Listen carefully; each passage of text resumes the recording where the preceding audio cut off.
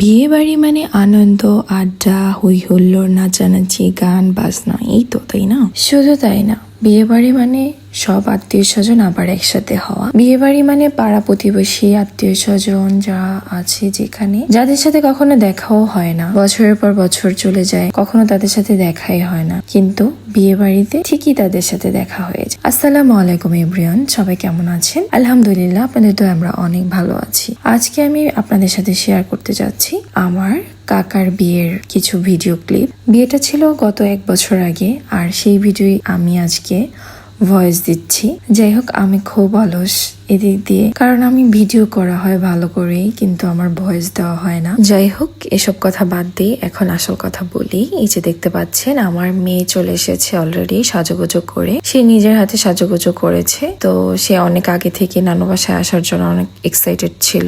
আর এদিকে দেখেন, নতুন জামাই রেডি হচ্ছে, সে গায়ে হলুদের স্টেজে যাবে, এই জন্য সে প্রিপারেশন নিচ্ছে। আর সে কিভাবে কি করবে কিছুই বুঝতে পারতেছিল না, যার জন্য তাকে বলে বলে করানো হচ্ছিল। আর এদিকে কাকা অনেক লজ্জাও পাচ্ছিল, বারবার সবাই তাকে এক একটা বলতেছিল, আর সে লজ্জায় পড়ে লাল হয়ে যাচ্ছিল। আর কি বলবে, যে দেখেন কি সুন্দর একটা হাসি দিল।